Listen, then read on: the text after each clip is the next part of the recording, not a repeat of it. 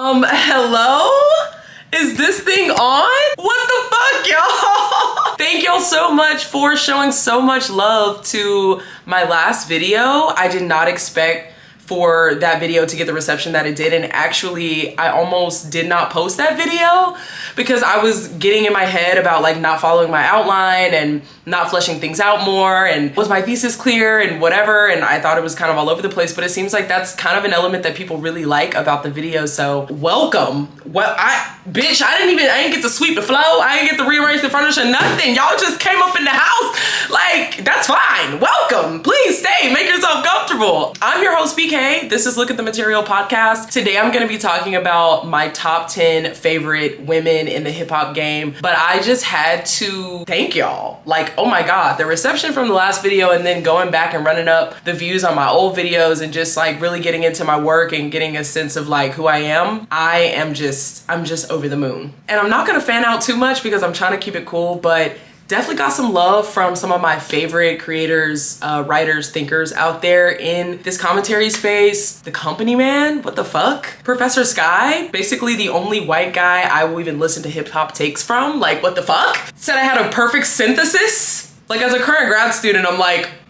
that's high praise. Regardless of who you are, thank you so much for putting stock in me early. I'm still like a very small creator, but I do like to talk about a wide range of topics. Sometimes that's political, sometimes that's pop culture, oftentimes that's together. So if you like those things, hang out. Today is gonna be a really fun episode. I just wanna preface before we get into it, these are my picks. This is my musical taste. This is my opinion. You may not hear the most niche or most obscure rappers on this list, and that's okay. Feel free to put me on in the comment section. Additionally, in my opinion, I feel like misogyny, like hatred and discrimination of women, is keeping a lot of people, men, women, everybody in between, from enjoying incredible music. And I hope with this video to inspire people to listen to more women rappers. I also want to preface before anybody gets their panties in a bunch, women saying fuck men in various forms does not oppress you if you are a man. These women's responses in the music to a genre and a society at large that has historically called them bitches, whores, beat them up, left them for dead, talked all types of crazy about them and their pussy and everything, it has no real world impact on your life. So just, we can move on from that right now, okay? Okay. Last point before we get into the list. This list is not ranked in order. Do not get to test them in the comments about who came before what. It's in no particular order. So pipe down. Each rapper I'm gonna go through is gonna get a description as to why I love them, like characteristics about them or their music that I love. And I'll also talk about some of my favorite songs, albums, and moments from each artist. Let's look at the material. So the first person on my list is Noname. Yo, itty bitty titty committee, the world with me, a girl with me, and I don't even really like pussy, that's a homie. Stony Island, call Poseidon, cry me a river, you could cry me a metaphor, megaphone screaming out, dream about revolution, and pollution, same solution, socialism. They ain't really fucking with my niggas, though. Off the grid, we just built a community garden. She hails from Chicago, and something that I love about her and her music is the socialism raps, like the straight up conscious raps. Her music makes you think. I love her tone of voice. I feel like it's really unique. She's a truth teller. She's an intellectual. She's pro-black. She's pro-liberation. She infuses neo-soul, jazz, hip-hop into her music. And there is this larger theme of like a societal critique within her music. And I like how she can call out systems of oppression in her music while also calling herself out,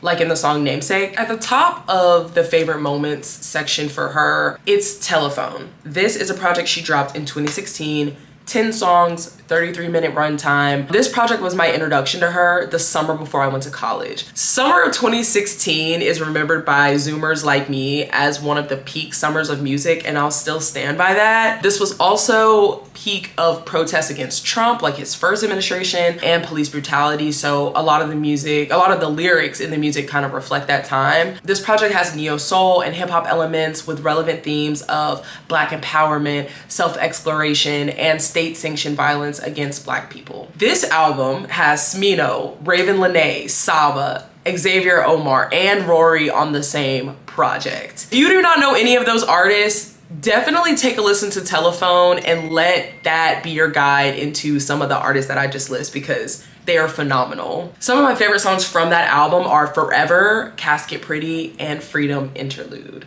I love Casket Pretty because it is such a sobering song. It has the sound of like a baby's giggle in the back, and the whole premise of the song is like Black people are dying too early as a result of state-sanctioned violence, police brutality, things like that. And I just think it's important that an artist like her exists and that she puts it in the music. The next project that I really love from her is Sundial. This is her most recent release. It's 11 songs, 31-minute runtime.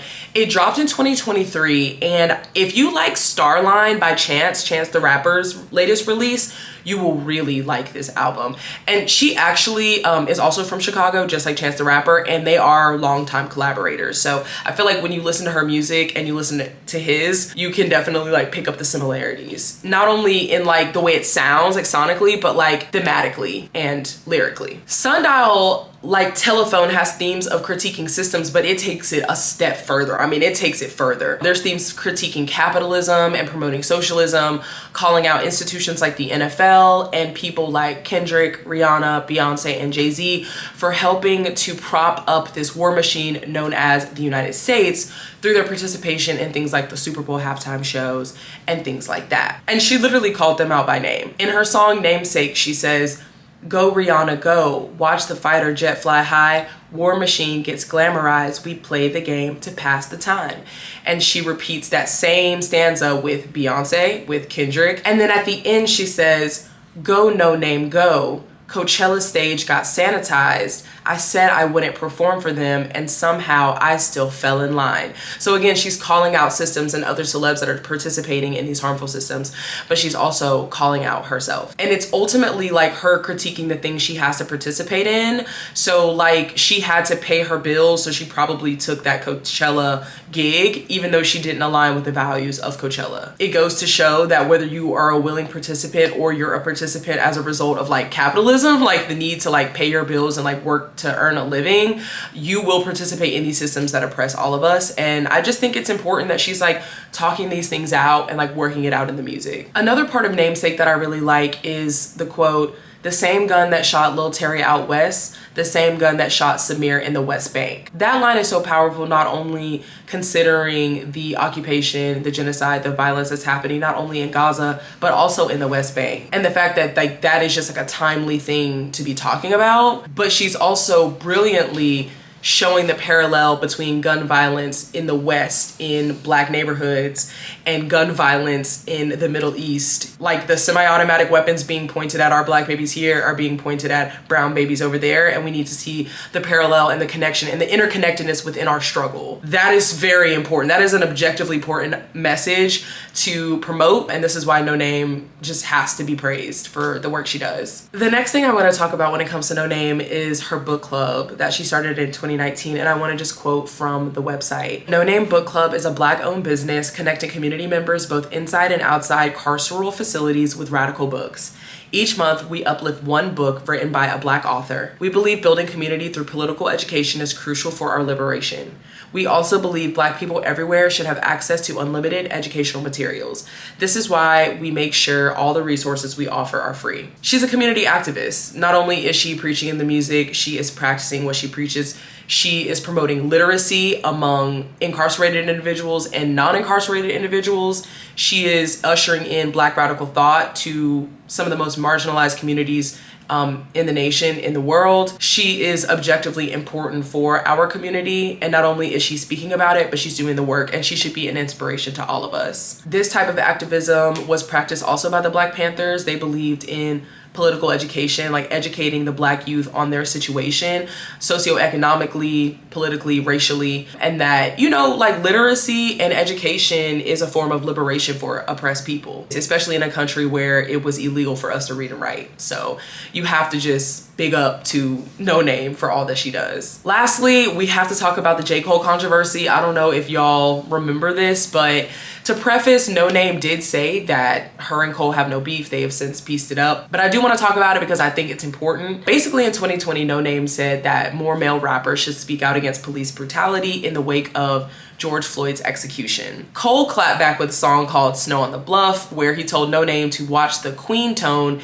and talk to us like children if you want to lead. Mind you, at this point in time, she has a book club educating the most marginalized people in our community, right? Like, talk to us like children and like watch the queen tone is like crazy when she's actually in the field, like doing real political education. And actually, let me back up, because what even is a queen tone? What the fuck are we even talking about? It's a dog whistle dripped in misogynoir, hatred for women that are black. The queen thing is to allude to black, and this tone is to tone police, like stop yelling, pipe down, stop being dramatic, stop being hysterical, and talk to us like little children if you want to ask us to be accountable or step up to the plate for our community. That's crazy. That's crazy, Jermaine. In response, she dropped a track called Song 33, and in her response, she tried to redirect the conversation back to the major topic at hand, which is police brutality. But I just feel like to clap back against her was like, it was just so unnecessary. He did eventually tell everyone to follow her and that she was a great leader for the times, but it's just like, why did it take backlash from a misogynistic dig at her to get to that point? Like, this that fake woke shit they be talking about with J. Cole. Like, overall, Noname is an incredibly important artist, and she is the epitome of like putting people onto knowledge over dope beats, which is what I think the definition of hip hop is. If y'all aren't already checking her out, please go do that. The next person on my list is Doechii.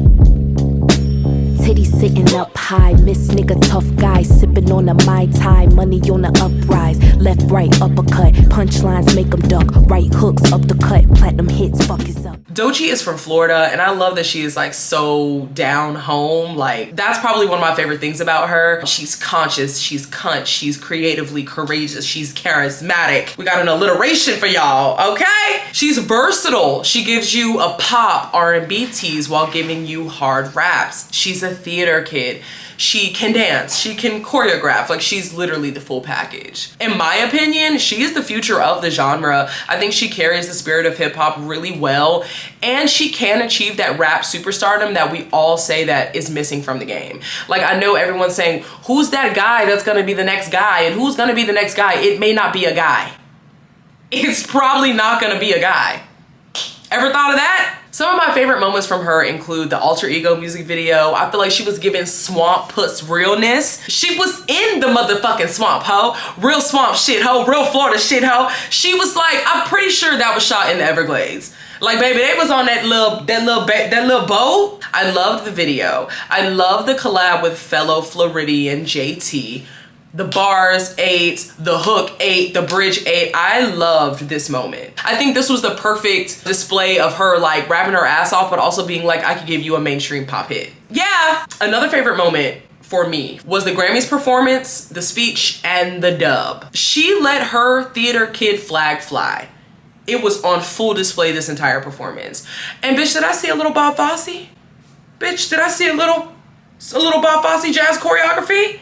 Bitch, you're sick. You're insane for that. She was serving Tom Brown realness with her carpet looks and her performance. I thought her speech was really timely and appropriate. It had a message for Black girls about them being themselves, like, you're never too dark, you're never too black, you're never too much to succeed, and be in these spaces and be in these rooms, you don't have to mute yourself. And like, that is just the perfect message for Black women at this time. It just really is. And speaking of which, you know, one of my favorite moments from her was just like using her platform to say the thing, right? She had this tweet in the wake of the beef with Kendrick and Drake, because people were talking all types of crazy after the beef. Like, hip hop is nothing without Drake, and Drake created hip hop, and just all types of like revisionist history. And she was just like, don't have these people out here saying it's too deep. Consciousness in hip hop is always important. And I felt like it was just important for her as like leader of the new school, so to speak, and someone who is going to have a really long career, in my opinion, to be saying like, hey, no, this is like a sacred thing that Black people use to evolve and communicate with each other.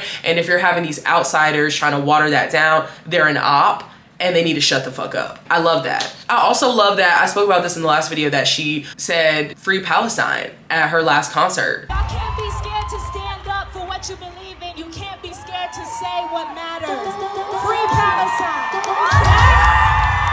spreading the message of like, don't be afraid to say what you believe. I love that as we're getting censored for our thoughts and our speech, that is an important message to speak as well, and like you have to love her for that. And then we have Alligator Bites Never Heal. This was released last fall, 19 songs, 46-minute runtime, and all I have to say is, who the fuck you know got a Grammy off a mixtape? I absolutely love this project. It is a concise body of work that truly just shows a refined Doechii and just shows where she's going in her next era of her career. I thought it was bold. I thought the production was luxurious. I believe she showed her range from rapping to singing and came with an incredible story of sobriety and commitment to the craft. Like, she went sober for this. She, you know, basically locked herself in hibernation for this. And this is what she gave us, and it gave her a Grammy. Like, she was able to literally like reap the benefits of her commitment to the craft. And I just think that's a beautiful story for artists all over. Another thing that I really liked was like the world building around Alligator Bites Never Heal. Like, she had the live gator with her, you know, the greens, the swamp. I loved the music videos and the singles that she put out around it, right? Nissan Altima, which was a massive hit and a massive moment. That was an incredible display of her hit making ability. We talk about hit makers and shit. She may be one on the rise. She clearly is. She was showing off her skills as a wordsmith and her point of view as a creative. I thought that was a great moment. The Catfish music video, the Boom Bat video, the Sunday's Best video. She really was like showing us what was to come. And then when the product came, it was just like, when the finished product came, it was like, wow, she's special. She is generational. I also saw someone on the internet say that Doechii wasn't versatile. And if you know a dickhead like that in your real life, just play this project for them. Because she literally gives us neo soul, pop, boom bap, and R&B all on one project. It was so versatile that there was people that were like, I wish she would have either stayed all rap or just did pop. And it's just like, no, like she said in boom bap, I'm everything. Like, she's everything. Whether that's choreography, whether that's acting, whether that's dancing, singing, rapping, whatever she wants to do, she can do it, and I'm here for it. Lastly, I love the feature on Tyler, the Creator's album, Chromacopia. The song Balloon was a perfect song for her to hop on, and my favorite part of that song is, he already this pussy up cause it's sweet! She is so theatrical, and she just takes it there. I just thought this was a perfect collaboration. It came like 3 months after her drop. So it was just like the hype was so up for Doechii, and then you hear her on Chromacopia and it was just a moment. It was incredible. I hope to see more collaborations from them, to be completely honest. The next person on my list is Megan Thee Stallion from Houston, Texas. I'm at the top of my game. I'm who they hate. This shit come with the fame. That's how I knew that I made it. I woke up looking this good. I'm in my prime. These niggas gotta get played. If these bitches ain't mad, I need to go harder. I can't let them think we the same. I gotta put a PSA out before we get into the things. Again, hatred for confident, smart, sexy, witty black women and feeding into conspiracy theories got y'all missing out on an incredible artist in Megan Thee Stallion. She is the rap superstar y'all are saying doesn't exist. Y'all are saying, I don't know who it's gonna be, and oh, who's gonna be the guy? Y'all are missing him because it's not a him, it's a her. And that's Megan Thee Stallion, and I'll stand on that. Won multiple Grammys, sold out MSG on a self-funded tour, is on a K-pop show right now, did promo for the Olympics just like Snoop Dogg, international success, K-pop crossovers, has co-signs from hip-hop royalty, coined Hot Girl Summer, now everybody has a fucking insert whatever summer, had a whole culture around driving the boat, has features from Cardi, from Nicki, from Beyonce, was asked to be a part of Beyonce's tour. She is the superstar y'all are saying is missing. Sorry, she just is. And y'all stop supporting her because she got shot. And you're gonna have to sit with that, cause that's ridiculous. And you know what's so funny? People like academics and people like Aiden Ross are now getting served and deposed for defaming her, for claiming she didn't get shot, for harassing her online with misinformation and hatred. And I hope others, like members of the Joe Budden podcast, get clapped as well. I've seen many episodes, many clips where they're just straight up saying, she's lying, there's a larger conspiracy behind this, Tory's innocent, free Tory. And you see your little homeboys, Ak and Aiden, they're getting clapped for doing that shit. Served mariachi style. for that shit. Dismissing her documentary, dismissing her claims. And the only fucking woman up on that show was doing that as well. It was actually fucking embarrassing. Take it away, Bill. Sorry. No worries. The clips that I saw that I think everybody else has seen is where she reveals that she did in fact have sex with Tory Lanez, and that when she was doing her interview with Gayle King, that she lied during that interview. That, I know, right? No. Yeah. Oh, wow. That was... I didn't think people lied to Gayle. Every once in a while, I think that happens. Yeah. But you know what? It's like she said, these hoes don't be mad at Megan, these hoes mad at Megan's Law. And now that's kind of a double entendre. Because some people are mad at Megan's Law because of the literal, like, sex criminals they are. And some people are mad at Megan's Law because the defamation lawsuit's about to hit. Because you know, it turns out you can't just say that someone is, like, lying on somebody and that something that happened to them didn't actually happen to them and not think you're going to reap legal consequences for that. Tory Gate, this whole thing, this whole conspiracy of Fragment Foot and lying and Drop a Tear and Bigfoot and all this shit that y'all have stoked is fucking disgusting. Oh my, like, I can't stomach it. So I've had enough of these people. Okay, so I've been containing this for the last week. That's why I've been in here sweating and getting pissed. Because I can't handle it no more.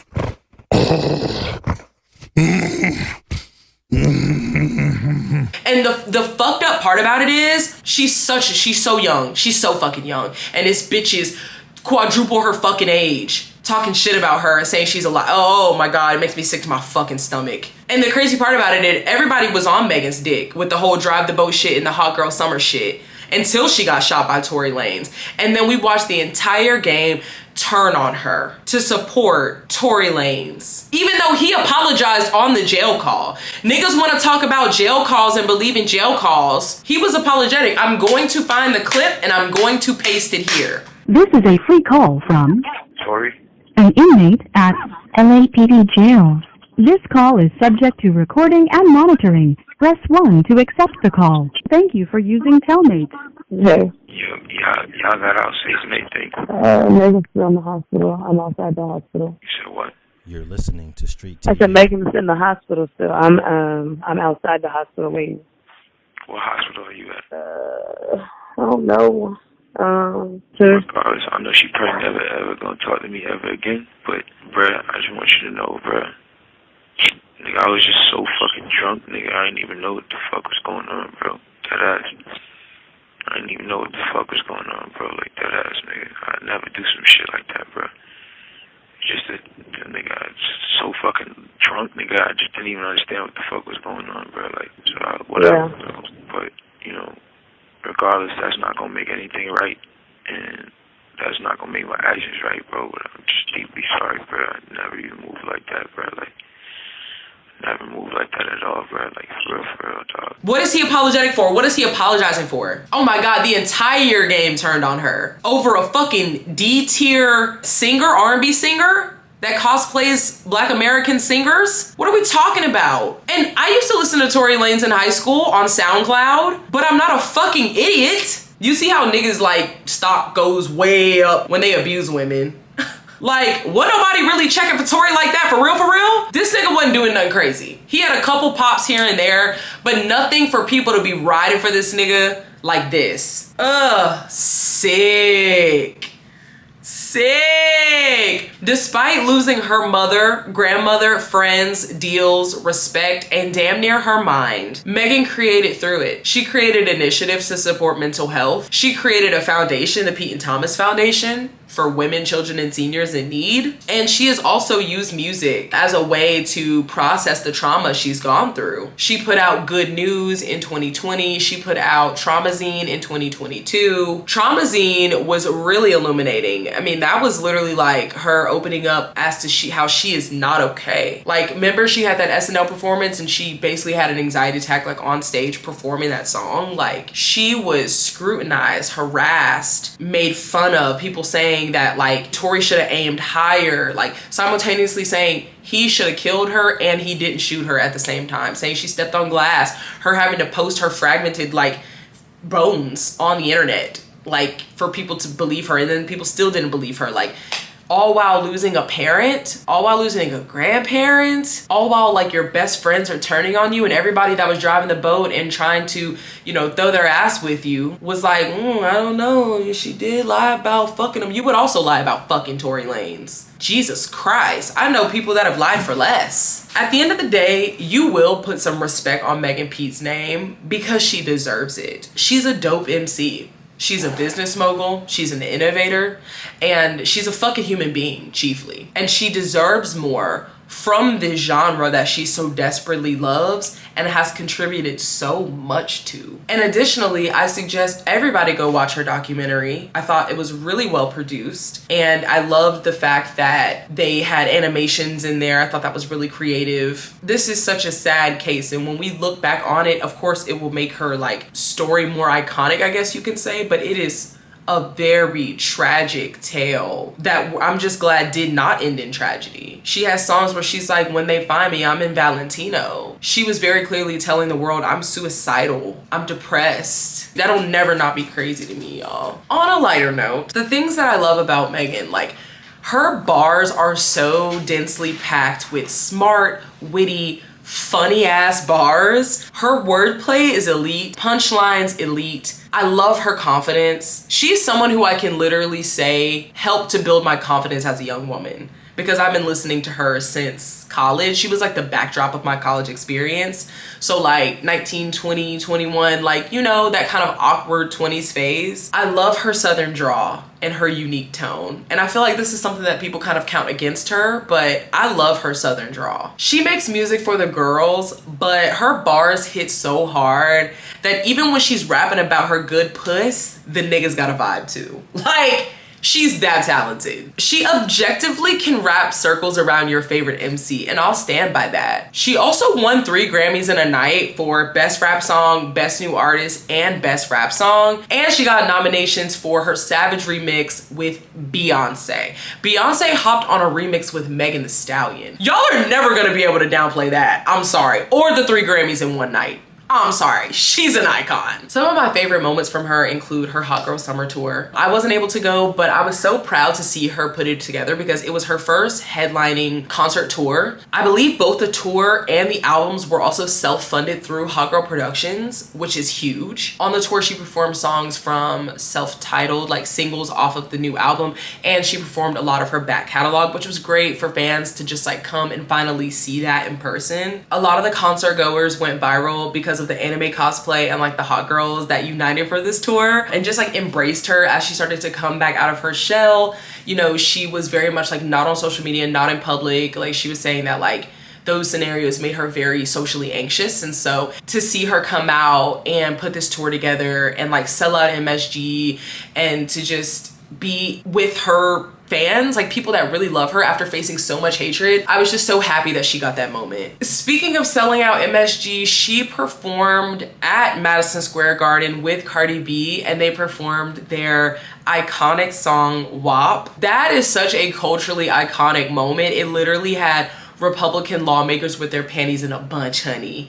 Like, they were like, we must ban these bad bitches. We must ban the wet ass pussy. Remember Ben Shapiro? His head was exploding like, wet ass pussy? Oh my God, like what? I don't even get my wife wet.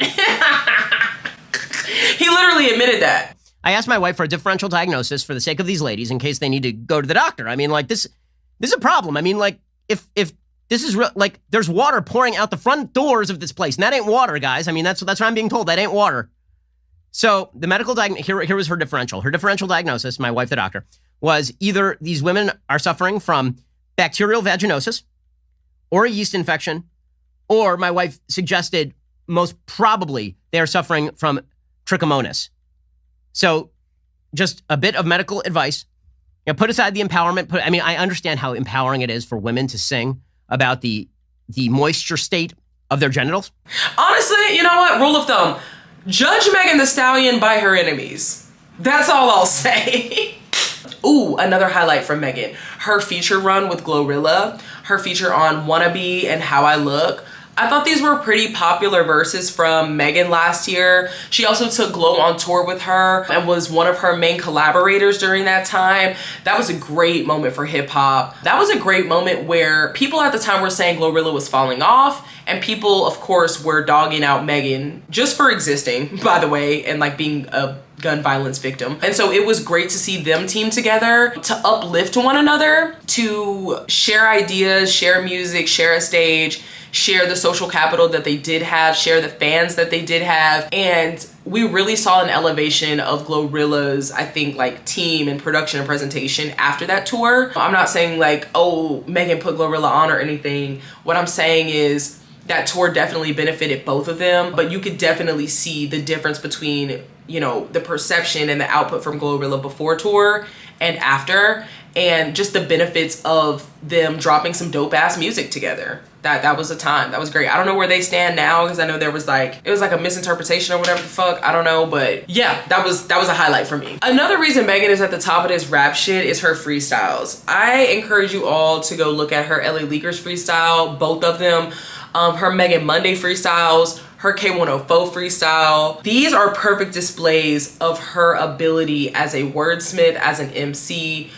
Even to see her breath control on display, how fast she's rapping, but also how clear the words are coming out, the different flows that are on display. She is really cold with this shit. Like, you know, at 7 a.m. on a morning show, off the dome, even if it was pre-written, whatever the case may be, riding the beat, that is some real MC shit in my opinion. So I definitely encourage y'all to go check that out. Okay, so then we get to Hiss, right? And people really downplayed Hiss for all the reasons that we've listed. But like, Hiss was one of the first disses of 2024. It was one of the first shots to Drake. It was certainly a diss towards Nicki. But I feel like there was so much more going on with Hiss, right?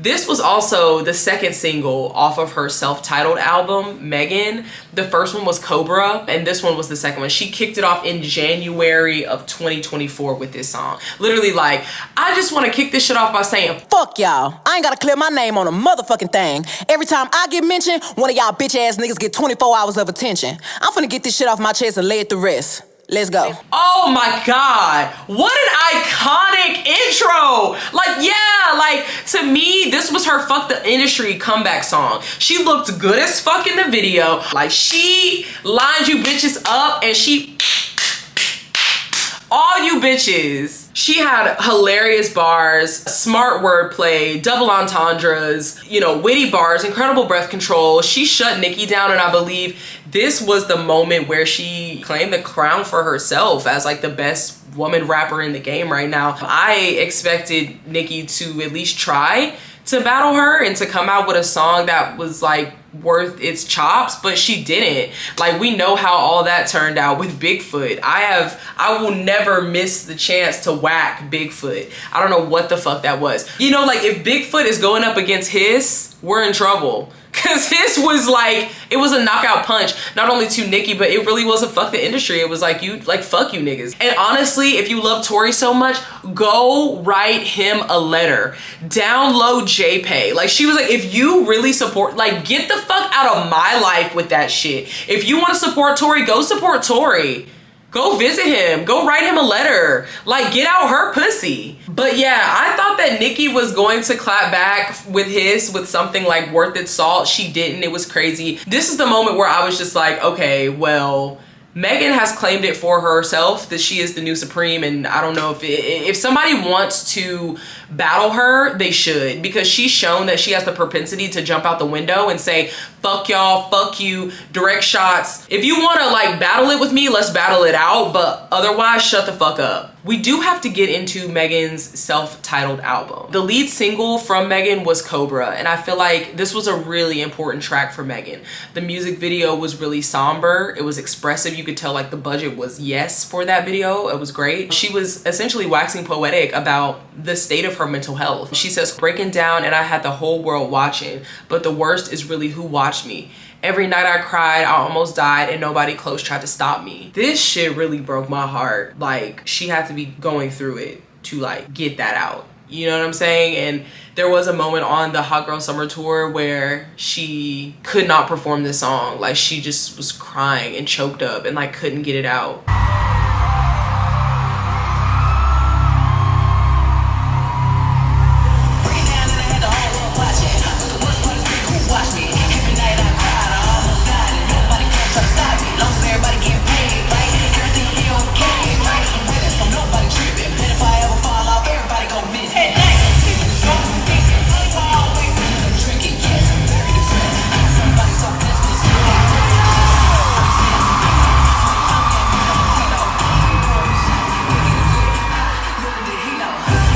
about your lowest moment. Like, think about how you looked in your lowest moment. Now think about millions of people having an opinion about that and like making fun of you and saying you should have died, and then you thinking you should have died. And could you imagine the whole world watching you have a breakdown after something tragic happened to you, and then you want to call your mom and you can't because she's dead, or your grandma and you can't because she's dead, or your dad and you can't because like, or your bestie who you thought was your bestie but like you can't because she turned her back on you. Like, y'all, the way she articulated herself about how depressed she was and this pussy depressed, like how iconic. Y'all talking about all I talk about is pussy rap. Well, how about this? Y'all want to hear about my pussy? This pussy depressed. I'm not having a good time right now. I'm not doing well right now. So I think this was a really important song for her to make. The song also features dope instrumentals from the heavy metal band Spirit Box. I encourage everyone to go listen to that song. It's a really important song. On Megan's self-titled, we have the modern version of Tina Snow on display here. Everyone was asking, where's Tina Snow?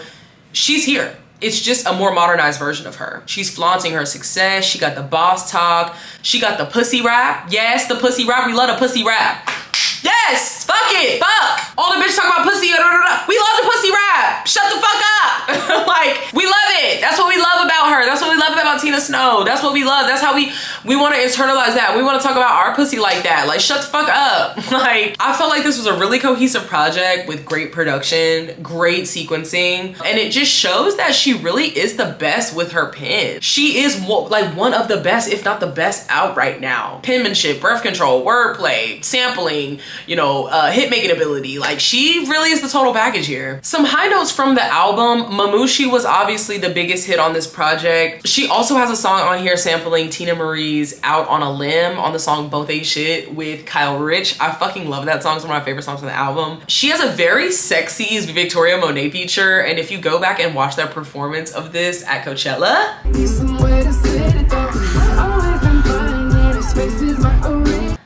baby, that was steamy. I was like, what y'all doing to move? She has a big crit feature on here on the song Miami Blue, and I just love how their southern accents are just ping-ponging back and forth on this song. They kind of like go back and forth, and it's a really dope display of just like southern rap. Like, this is just like southern rap song down. She has a fucking UGK feature on this album, on the song Paper Together. She literally has a UGK feature on here and it went unnoticed. Not only does she just have a UGK feature, she personally received an unreleased posthumous verse from Pimp C's Widow. If that is not like a blessing, if that is not like torch passing, I don't know what is. According to Complex, Pimp C's Widow, Shannara Butler, promised Megan an unreleased verse of his as a congratulations gift after she signed with Roc Nation. I think that's important. I think that's hip hop history. I think that her excitement around that was super cute, and it just shows like who she really looked up to. Like, everybody is always so mad when she doesn't cite Nicki as someone that she like looked up to in terms of like who she shaped her rapping style around. But she said herself, like, her mom used to bump UGK, and so like, and her mom used to bump like other southern artists. Like, that's gonna be her reference point. And that is clearly her reference point in the music. So if you don't like southern rap, then maybe that's what it is, but say that. But you can't say she can't rap. You can't say she got one flow. You can't say she a scrub. Like, you just can't say that. You don't get fucking like an unreleased Pimp C verse without being like kind of goated already. So yeah, sucker dick. My favorite songs from self-titled were Cobra, BAS, which is Both Ain't Shit, featuring Kyle Rich, Rattle, Paper Together, Downstairs DJ, which is literally an ode to the pussy. I love Downstairs DJ. Like, girl, you are so fire for that song. It's a dope ass beat, and also it's just like, yeah, oh, she's so good at this shit. That takes me to Megan Act 2. This was the deluxe to Megan Act 1. It was 13 additional songs. It largely went under the radar, I think, because it dropped 4 months after the previous project, but it's a solid project. I just feel like, you know, people were getting like deluxe fatigue, and people were just like, okay, if you're gonna put out a deluxe, like, and it's 13 or 15 or 20 songs, like, just put out another album. And it was called Megan Act 2, and it was maybe confusing for people, and I don't know. It's kind of like a super cocky and like upbeat vibe. I feel like she addressed the industry and addressed her mental health and addressed like a lot of stuff in Megan Act 1. And then Megan Act 2, she was like, oh, I'm just gonna like, we're just gonna have fun and I'm just gonna rap my ass off. Yeah, that's what this gave. And I'm not mad at it. I'm especially not mad at it because it has Bigger in Texas on it. Y'all, this song which is the intro track to the deluxe, it's perfect. I think it should have been bigger. I think that had none of this shit had happened and she would have put Bigger in Texas out, people would have loved it. And people did love it. Like, you can go watch reaction videos and shit like that, but like, I feel like this should have been bigger. Especially because of the type of song it is, right? It is a self-empowerment anthem. And those tend to just do like really well because they can be like universally accepted and applied, you know? But I just remember there was a period of time in her career where people were like, please, can you get back to that Southern shit? Like, you're doing a lot of pop rap or you're doing the K-pop shit or whatever. Like, can you get back to this like Southern, more like Tina Snow Fever era stuff? I feel like she gave it here. Like, it's y'all fault if y'all didn't like listen to the music, but I feel like she delivered that here, especially on Bigger in Texas. She's claiming her spot at the top in her prime. She's planting her flag and she's emphasizing her regional relevance and importance. The video showcases Houston rap royalty standing behind her, literally standing behind her in the video, passing the torch, co-signing her, and while she looks sexy as hell, like, it's perfect. She's got the candy paint, she's got the lowrider, she's got all of these culturally significant symbols to Houston. Her grills, diamonds dancing, like, it's everything that you could want from a Houston rapper, from Megan Thee Stallion. I love when she puts out songs like this, and I need more. Also, a highlight from the deluxe was the song Rock Steady featuring Flo Milli. That used the Goody sample by Sierra. That was a fire song, fire video. It was super cute, and I think it was just like a great use of that sample, so yeah. Some of my favorite songs from Act 2 are Bourbon, Best Friend, Right Now, TYG featuring Spirit Box, and He Think I Love Him. Y'all bear with me now. I did not know how long it was gonna take me to get through this outline. Mind you, this outline is 14 pages, so I knew it was gonna take me a while, but I just talked for an hour, so like, but if you like this type of content and you were here for this video, you are a forever fan of mine. And so I think whoever this is for, and I love y'all, and I see y'all. Y'all my people for real. Okay, let's keep getting into the girls. Okay, so next on my list is Monaleo, who is also from Houston. Just don't let that nigga see you cry. Wipe them tears, pussy. You still got perky titties. You ain't seen the best years. Dummy. Hold on. No way you thought he was the one. No way you was losing the plot. You forgot this a nigga that's strictly for fun. No way you was sucking that dick every night and putting your hair in a bun. No way you was putting out, ain't break the nigga for nothing. I love Monaleo's bravado. I love her witty and hilarious ass bars. She has hella like metaphors, great storytelling. I think she may be one of the best punchline rappers in the game right now.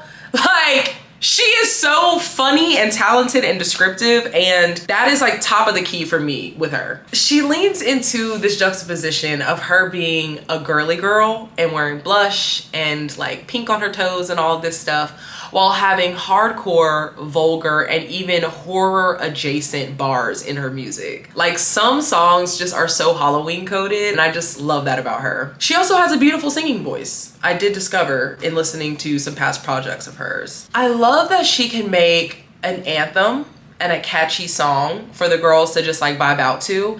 Like, she makes those songs that you immediately want to like learn all the lyrics to. And she also makes the songs that have like the hook, the repetitive hook, or that thing that people are gonna be, you know, chanting. She has a gift for that. Like, some of my favorite moments from her include the whole Don Julio summer. The music video for that was so fucking fun. The clapping on the track was so fun. Get off that Don Julio, act a foolio. Bitch, I called your motherfucking phone. That's how you do me, ho. Ayy, bitch, don't let me find out you with a groupie, ho. You gon' be with Tupac when I come shoot up that studio, nigga. Her having a bedazzled Don Julio bottle. Like, she is so cute and cunt and rap princess coded. But she definitely had everybody, whether you knew the verse or not, whether you knew who she was for real or not, whether you listened to her albums or not, you probably heard that song outside. You definitely heard that song outside. You definitely heard that song online. That shit was viral as hell too. Also, I don't know if a lot of y'all remember Beating Down Your Block. Beating Down Your Block, taking niggas from they gals. I'm pimping on a daily basis. I'm quick to break a nigga down for them dead faces. I don't fuck with bitches. We not friends and we not pals. Beating down your block, taking niggas from they gals. Remember that shit? That's another Like, it's just catchy and you want to like sing along to it. I feel like the verbiage and the word flow that she chooses, it's like you can really see and visualize what she's rapping about. And I think that's a gift. Putting You Down is a new release that she dropped a week ago. That's going viral right now. It's also so catchy. Like, it's just something that you want to sing along to. She has a couple TikTok trends around that song. She's delivering this shit with such confidence and bravado. And then she's just such a cutie patootie. Like, it's perfect branding. Nobody looks like her. Nobody is like her. She's also about to get married and she's a mommy. I just think that's so cute and wholesome, and congratulations. Do hit different. Oh, hello. It do hit different. It do hit different. Another new release that I've been listening to a lot lately is We On That. Yeah, bitch, we own that. You know you don't want that. We lay bitches out in the streets. Yeah, ho, we like that. Pussy, ho, don't fight back. We will lay you down like a... Again, another anthem you wanna sing along to, another tune, another catchy tune that you wanna sing along to. Like, I think she said she made the song just fucking around with her friends, and then it was just like, she put it out on TikTok, and I remember when I saw it, I was like, bitch, you better drop this. This is some shit I automatically wanna learn, and I want my homegirls to learn so that when we're together and we're out, we hear it out, we can sing this together, and it's just like a thing. This ability for her to put out like hits and little catchy chants and shit like that should not go unnoticed. It's definitely not going unnoticed by me. Another thing that I like about her is how she be washing these niggas on these features she be on. So PTP remix. PTP is a song by Babyface E and she hopped on the remix. All I gotta say is she cleared every verse, hook, line, sinker, everything on that shit. Another example of this is Passenger Princess. It's a cute couple song, but she washed him for real. Like, she and Stunnerful Vegas is on the song as well. And it's like, not that he did a bad job, but she cleared. Her bars genuinely make you do the stank face, or they make you gasp, or they make you laugh. It's just good writing. Like, yeah, I just felt like the way she put her verses together outperformed what he did. And it's not even a thing against Stunnerful Vegas. I don't think most people could out-rap Monaleo. I can't even lie. Like, I would put her up against a lot of people, at least, you know, within her class of like, you know, rap for show, like for sure. For sure. But I love that song and I love that video and I think they're just so cute. Another but less egregious example of this is her feature on the song Doechii by Osama. I think that's how you pronounce it. This is a more balanced collaboration that she's done, but I really enjoyed her verse and I love her hook on this. It's great. And much like with Megan, another great display of her skill set is in these freestyles that she does. And whether it's on the spot or whether it's pre-written or lightly written, the delivery, confidence, the cadence, the flows, putting it together, this is a great way to see how talented she really is. Check out the Red Bull Cypher video. Check out the Power 106 freestyle that she did most recently. And her part in the all-women cypher that was hosted by Lotto, she cleared. Niggas only good for telling lies and dropping dick. Niggas try to play me, then I'm home like his mama did, on God. Exactly like his mama did. I'm talking about exactly like his mama did. She also put out a project called Throwing Bows last year. 26-minute runtime, 10 songs. I think this was a concise body of her best work. Her creative direction is super clear. It's unique to her, as I was saying. There's nobody like Monaleo. It also has the super viral hit Don Julio on it. I think she shows signs of longevity and true mainstay as she progresses, as she gets more, you know, backing, support, bigger budgets, bigger visibility, as she continues to work on her craft. Like, I'm very excited to see where she's gonna go, and I'm happy where she is right now. Like, I'm here along with the ride. Some of my favorite songs on Throwing Bows are Drunk Freestyle, Pimpin' Ain't Dead, Passenger Princess, and Wham Bam. And we really have to give her 10s for Wham Bam because it's a Baby Kia feature on a Britney Spears Toxic sample. Like, fuck yes. That's what I want to see. This is what I want to see. In the beginning, she says, bitch, I want your head in a jar on my nightstand. And then later in the song, you have like Baby Kia, which if you listen to his music, it's kind of like hip rock, hip hop metal. Like, I don't know, like it's kind of screamo, but it's definitely rap. It's like a medley of all that shit. And it's so cool that, you know, people say like, his style of rapping is menacing, it's scary. And so for her to be that descriptive and that you know, gory, and for him to come in and, you know, just them just going crazy and rocking out to like Toxic by Britney Spears, like, bitch, everybody who worked on that, tens. And I also want to see more of the girls collab with Baby Kia, actually, like Bktherula, Rico Nasty, Baby Osama. Like, I want to see it. The next person on my list is Flo Milli from Alabama.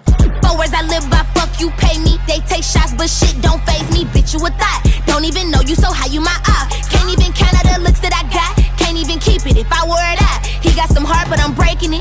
Look at that fuck nigga pouring it out. And by the way, if you're wondering why I'm saying where these women are from, I think it's important to know where they represent. And if you notice, majority of these women are from the South. A lot of these women are from the South, not all of them, but I do want it to be known that when we talk about what comes from hip hop representing the South, it's not just niggas in Atlanta. Like, people really sum up music coming out of the South in terms of hip hop as niggas in Atlanta. Okay, niggas is in Atlanta, and Atlanta has been on top, and Atlanta has given us some really amazing products in terms of the music and the people and the vibes and the culture and all that. But it's not just Atlanta. So, you know, we got some Texas in here, we got some Florida in here, we got some Alabama in here, we got some North Carolina in here. And it's important to know where people are from. It's important to know their point of view, especially when you may not understand how they sound, like, to your ears, especially when it comes to a Southern accent. So I just thought it was important to point that out. So anyway, Flo Milli, of course, I love her confidence, her dominance, her bravado. It is just big pussy talk. You know what I'm saying? In my view, her bars are incredibly hard. She is like a pen to paper student of the game. Like, she talks about having those little spiral notebooks, writing her verses and writing her rhymes. I just love that type of dedication to the craft and dedication to writing, not just always going off the dome or typing or on the phone, but like writing down your rhymes. Like, I don't know, there's just something super like pure about that and wholesome about that to me. I love her use of punchlines and humor in the music. I feel like she's really smart and witty, and sometimes like you won't catch a bar until like a couple bars later and you're like, oh my God, that was so cutthroat. It's so cutthroat that I just have to laugh, like, you know. She's another Southern girl repping, and she's a beautiful dark-skinned Black woman. That is always gonna be so important to me. Same with Doechii, same with Noname. It means a lot. It means a lot. She has an incredible ability to make a melodic hit while also rapping her ass off. And I feel like in the last couple years, she's been exploring the more melodic side of rap, which is something I really enjoy. So it's been nice to get like both sides from her. And also a side note, like, people were so weird towards her when she had a baby. It was just so gross, you know, nitpicking her, and now everyone's like praising her body because like the baby weight was good for her, whatever the case may be. Like, the way y'all pick apart women's bodies is disgusting, whether it's like fetishizing it or just like criticizing like, oh, you got pregnant and all that. There are working mothers. There are a couple mothers on this list that are putting out great music. Just because they don't have you know, a ring, or, you know, they don't follow the path that you would follow for your life, doesn't mean you need to fucking harass her. Y'all are weird as fuck for that. I'm sorry. Like, leave her alone. Leave women alone. You try to push something out your pussy, hoe? You try to do it. So, of course, one of my favorite moments for Flo Milli is Beef Flow Mix. This is the first song I heard from her. I was impressed with her bars, with her breath control. Like, she's rapping at a cadence and at a vocal level that is just like, it's impressive. Honestly, Flo Milli did so good with this remix that I forgot that this was actually a remix of this song by Playboi Carti. I knew about her version before I knew about his version to begin with, but like, now that I know his version and her version, I'm like, I prefer her version. Like, she was just doing more with the beat, in my opinion. Also, can we talk about how viral that song was too? Like, that song sort of put her on the map for a lot of people. At one point, that intro bar was just like synonymous with the internet. I like cash from my head to my ass. Do the dash, can you make it go fast? Fuck the fame, all I want is them bands. If she keep on mugging, I'ma still her man. Like, everyone ate that shit up. Another top moment from her. In 2020, she drops her debut album, Ho, Why Is You Here?, which is a pop culture reference to Jocelyn Hernandez from Love and Hip Hop Atlanta. And here come this ratchet ass bitch, Shay Mac braces face. Ho, why is you here? Jocelyn is iconic. And as soon as she said what the album's name was gonna be, and as soon as she dropped it and you heard like the energy she was coming with on that album, it really gave Jocelyn Hernandez. That was the perfect reference for that. In my view, this was an incredible debut for a young lady at the ripe age of 19 years old. This album is also a part of a trilogy. So the first one is Ho Eyes You Hear from 2020. You Still Hear Ho in 2022, and Fine Ho Stay in 2024. So that's a pretty consistent level of production where she's dropping every 2 years a full body of work, trying to progress. The budgets are getting bigger, the creative sound is getting better. That's a feat. I think, you know, people aren't really putting out albums anymore these days, so like her consistency shows. I think all of the albums are solid bodies of work, but I love the debut the best. It really just like hit me like a meteor. Like I heard B-Flow mix and was like, wow, this girl's really special.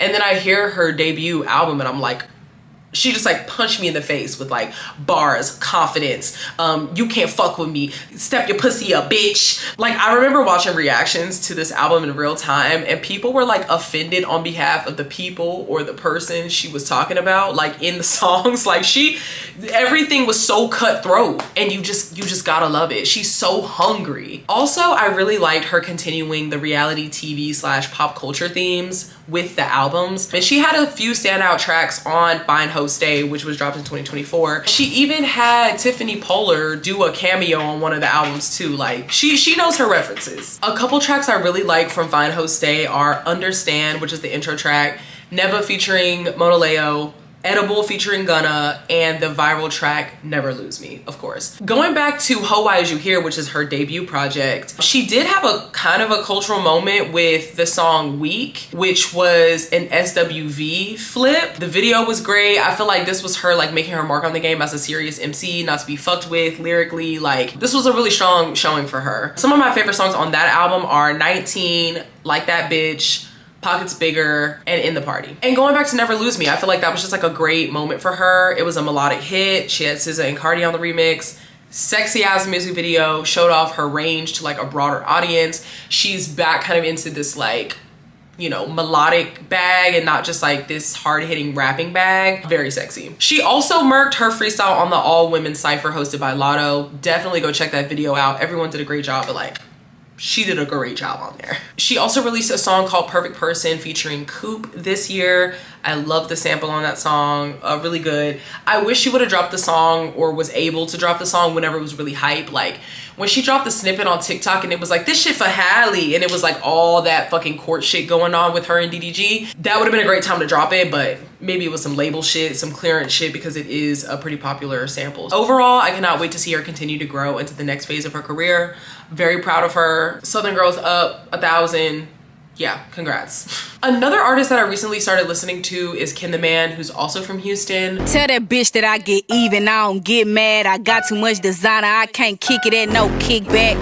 Swear you niggas act like bitches with y'all bitch ass, and I be cheating first. I ain't got time to get no lick back. Loving the hunger, loving the confidence. Love that like she's the man. I love that that's her shtick. To me, she's like in the Houston women rapper tree of like Megan and Monaleo. A lot of people that like Megan and Monaleo's music like Ken's music. To me, she makes perfect music for the club, the pregame, getting ready, getting dressed with your bitches, like dancing in the mirror. Like she's perfect for that. And speaking of which, I actually just started listening to her like new album this summer because of this TikToker named Frankie Blue, who is showing off his outfits, and he's always like listening to her while showing off his outfits before he's about to go out. And that's like the epitome of like the music she makes. It's perfect. Be like you, walking around saying bitches, okay. See what I'm saying? Like, yeah, okay. Ooh, yeah. Smooth, let me get some straight. Talking cash shit about a bad bitch from the last seat on the plane. You go I'm just a girl.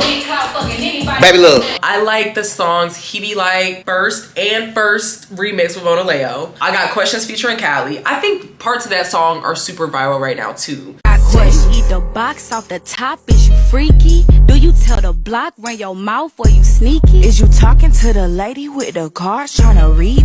Do you call me blocked when you block trying to reach me? I love that collab. Anyways, Whatever was a summer release. Like it was a single that she put out this summer that was really good too. And it goes hard. I love the direction that she's going in. Her album, Kind of Famous, that she dropped this past spring this year, 15 songs, 36 minutes. I really liked how full-bodied but like concise the project feels. It's flossy, boss bitch music, like hard beats, hard bars. I love her different flows and pockets that she found throughout the album. I saved a couple songs for sure. Overall, I'm just so glad that I'm a new listener to her, and I would definitely keep an eye on her if I were you. She has a hit every couple months. She's bubbling, and I love the production. Like, I love what she's putting out, and I can't wait to keep streaming her music. Next is my girl, Alahsin. She's from Detroit. Niggas wanna fuck on my bitch just so we can have something in common. Only time I'm yes man is when he giving me noggin. Took his girl, he be acting stingy. She can't even dig in this nigga pockets. I tell him, get on your knees and be Christian.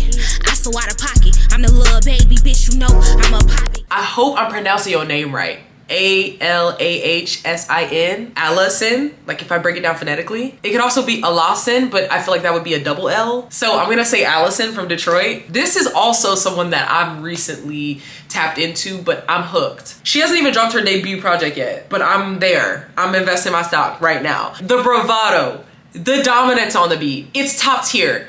She has this menacing and like cutthroat aura. She also picks beats that kind of sound kind of menacing and horror adjacent. She loves to like flex on men and like tell them your pussy's not fatter than mine. Like I just love that about her. Hello? Yeah, you think your pussy fatter than mine, huh? You know I ain't never played about me. Give me 250 and I'll unblock you, nigga. Her music makes you want to slide on someone and then go twerk with your friend in the club before the body code.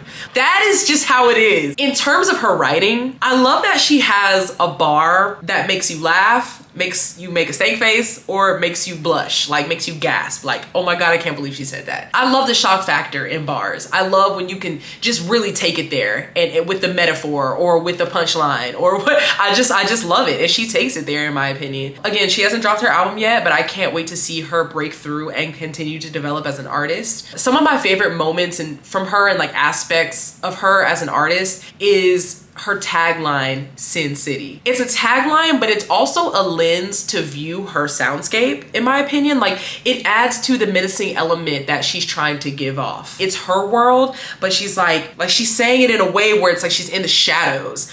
And I love that she's like purposefully creating that vibe. And I love when artists world build like this, especially early in their career, so you can see like where it's gonna go. One of the songs that really pulled me into her was Nichelle. That was my personal song of the summer, low-key. It's super hard, it's sexy. I had to buy a new car this summer and it has like a tent. When I'm driving at night and I'm playing Nichelle like on the highway and I'm just like, yeah, it's a vibe, you should try it. And I think Nichelle went kind of viral on TikTok if I'm not mistaken.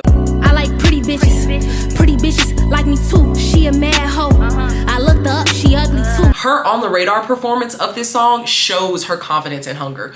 Go check out that video. That'll show you what I'm talking about when she's just like looking at you like this and she's like, I'm coming and I'm hungry. Like, I just love that. And she's from Detroit. She's repping Detroit. Her most recent single, Pop It, dropped this year. I'm running that constantly. I love that song. It's a fun music video. It's a fun song.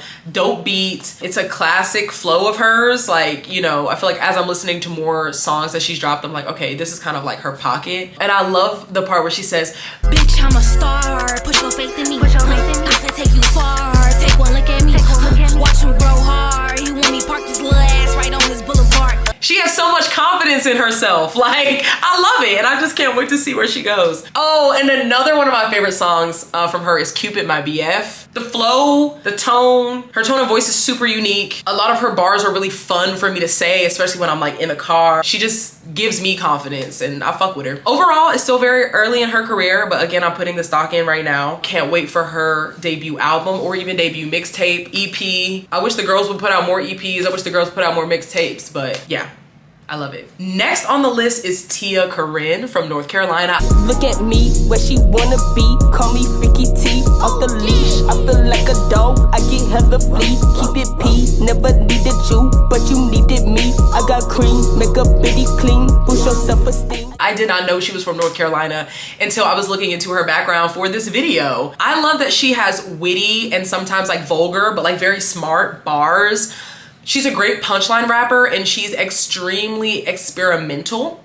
Like, she can hang with the bar heavy rappers, but she can also go fully alternative. I love the different voices, tone changes, characters that she embodies, that she unlocks. This ability I feel like is on full display on her album, I Can't Wait. She has soft hip rock songs like Pink and more funky hip hop tracks like Boogie featuring Tony Snow. The range is there. The range is on display and I love that. Some of my favorite moments from her is of course Freaky T. This was a cultural moment. This was like a perfect music video, perfect outfit. Like, she's so cool. Like, I just love all the directions that she goes and how textured her music is and how like she really goes there. She's courageous, she's experimental, but then also she's like hard. Like, she's rapping her ass off and like you gotta give that to her. This song went dumb viral. This was like a couple years ago. 2022, 2023, something like that. Yeah, it dropped in 2022. Everybody was singing it. It was everywhere. Dope ass verses, dope ass song, 10 out of 10. Another song I really liked was her feature with Denzel Curry and A$AP Ferg on Hot One. That was really fun. You could tell they really just like bonded from that point or like on that song. And I just love seeing her hang with some spitters like Denzel. So that was great. I also love her collaboration with Lil Tyler on Young Jock. Dope hook, dope verses. I love the music video to that. And I also love that little airy voice she has. Like, it's a little vibe, but you're like, girl, what are you saying? Like, another moment I love from her was the song called 8. She dropped this Brazilian house song this year. Again, like, I just love the versatility and the courage to try like different sounds and to find the parallels and the crossovers between like hip hop, right? Like, it's featuring this guy named Just 10, who's an artist that shows the connections between ballroom culture and hip hop. And so he's on the track. I just thought it was like a really fun and experimental song, and I think she landed it really well. And I love the video. Some other random favorite songs of mine from her are Lotto, Love Me featuring OG Spliff, Different Stones, and Fall in Love, which is a new drop. Overall, cannot wait for another album from her or an EP or a mixtape. I just appreciate her creative integrity and her artistic courage to like just try new things. I'm always gonna reward her for trying new things. So next on the list is Bktherula from Atlanta. Denzel, that be my motherfucking nigga. They hate it, but that LV5 and Ultra Run do bigger. I like my bitches with the stripes on ass like Tigger. I like my gang with that LB tat and clutching trigger. Just as a general statement before we get into BK, I feel like BK is one of those examples of like Playboy Cardi's influence on like the future of like the sound of rap like in Atlanta, or at least like some subgenres of Atlanta rap, because I definitely hear the whole like, you know, Metro, Quavo, YK Nisi side of it, like that sound of Atlanta like still being preserved. But I feel like BK is one of the young like Gen Z rappers that really shows that her influence comes from like the opium tree of hip hop, and I think that's cool. So like, let's get into the things. Some things that I love about BK: she's experimental and she's versatile with the soundscapes that she chooses. I love that she's a lover girl. She's an emo girl. Like, a lot of the songs be like moody as hell. And even some of the new songs on Lucy are just like lover girl coded. So I love that about her. Again, she's opium adjacent, I feel like. She opens the pit like at her show. She's definitely like screaming. She's definitely giving you a bleh. She's giving you some shit to like headbang to as well. So love that. I love the way she chooses to like use her voice and like uses different pitches and flows. I can't lie, I definitely did have a rough patch with BK, like with her music for a little bit, but like regardless, it's been cool to see her like try different things and like find her way even when I didn't see the vision. And here I am right back around like loving her new album and loving some of the singles she's putting out. So I don't know, it's just an example to just like stay the course. PSA, she does do this thing where she says like, I'm gonna turn your hoe gay, which to me is like funny as like a bi woman that listens to hip hop, but please believe and know you cannot turn nobody gay. That's not like, there is no gay agenda. They're like gay washing our kids. Shut the fuck up. That's the thing. Like, it's all jokes and giggles and kikis. Like, shut up. Nobody's turning nobody gay. Okay? Okay. Some of my favorite moments from her, of course, is the Love Santana era. The first song I heard was Tweaking Together, which is on this album, and I was sold from there. The runtime of this project is 23 minutes, which is really short, but it's like a really good introduction into like her core sound and like who she is creatively. My favorites off that album are Tweaking Together, Girl Is Gun, and C4. My next favorite moment from her this year was Delilah. This was the single that brought me back into the fold. The video, the production, I just love that this was a preview to like what we were gonna see with her album Lucy that she dropped this year. I was blown away. And I just played this song like so many times a day, every day. Like I love this song. And speaking of Lucy, that's the album that she dropped this year. I liked it when I listened to it like all the way through the second time. Like I feel like I was able to like get it when I listened to it through the second time. I definitely had to sit with it. I definitely like smoked to it. I definitely like listened to it in my car. And in my opinion, it's like well produced. There's intentional sequencing. So like where the last song ends, the next song begins. And I love when artists do that, when the previous song blends into the next one. I feel like the vibe of Lucy is like a more mature synthesis of her core sound and mixed in with some newer flows that she's been trying out. And like artists like her, for me, I'm here for the vibe. Like sometimes the bars be hidden, but like I'm here for the vibe. I'm here for the auto-tune, for the melodies, for the production, for the sound effects, for the ad-libs. Like I'm here for the somatic experience that I'm getting with this music. Like that's what I'm here for, and she delivers that. I feel like she has one of the best Joey Badass features of the year on this album. It's on a song called Euphoria, no less. We know that Kendrick dropped Euphoria during the beef, but Euphoria on Lucy, which is BK's project, it's a soft rock love song. And I think Joey's verse on it was like super romantic and cute and lover boy, lover girl coded. She's also singing on Euphoria, which is really pretty. You got me, yeah, got me out my mind, yeah. You got me when the stars down to align.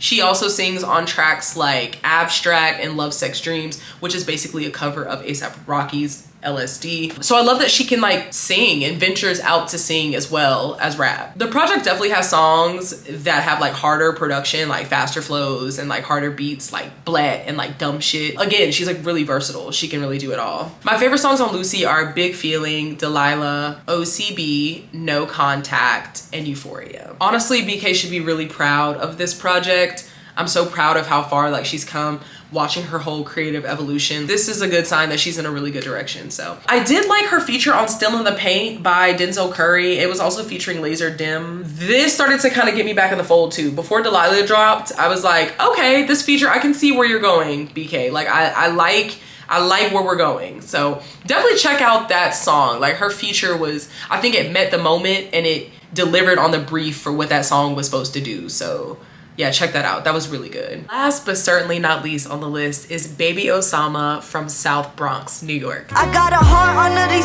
double D titties. I shoot the fair ones with these bitches and leave with $150. Shit changed, transaction. Uncle Sam sending me that $150. And all that shit that make me look fly and pretty. Champagne. Some of the things I love about Baby Osama is that like she's super versatile. I love the pockets and the flows she chooses.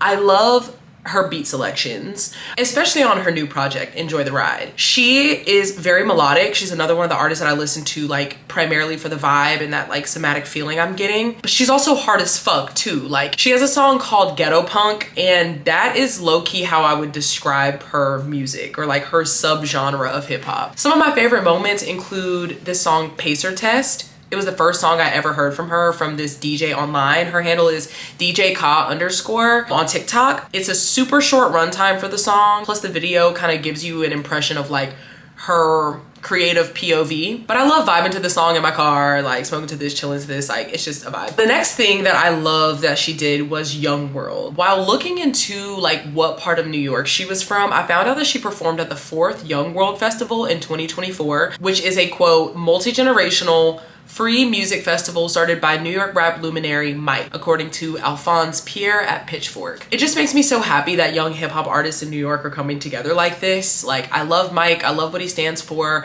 I love New York rap. It was the biggest show she ever performed for. And so she's definitely on the rise. She's definitely getting the right eyes on her. Like it just shows me that like people see her craft and like are encouraging what she's doing, which is a good sign. And I guess that just brings me to like Enjoy the Ride and Enjoy the Ride Deluxe. Enjoy the Ride has a 16-minute runtime, which is very short. I would kind of call it a mixtape, but it is a very well-produced compilation of songs that I believe showcase her style and her creative point of view. I think it includes a mix of dope beats, auto-tune, melodies. Again, like it's a vibe and a half. The deluxe is 5 5 additional songs. The high note for me was bar for bar freestyle, and I loved her from the block performance of this song. Definitely go check that out. Like, she is just in her zone, and like nobody looks like her, nobody sounds like her, and I hope she continues that. My favorite song from Enjoy the Ride is See It Different, This For You Baby, Murder X3, and Double D's. I absolutely love her alt ghetto punk style, and I can't wait to see it develop, especially because she just showcases a lot of creative integrity, and she's associating with people who really take their craft seriously. So excited to see where she goes. Y'all, if you made it to this part of the video, you a real one. Thank you so much. Please like, share, comment, and subscribe. Let me know what you thought of this. Who was your favorite artist? Put me on. I'm running out of space and battery. Like, I just gave this my all. I hope y'all liked it, and I'll see you on the next video. Bye.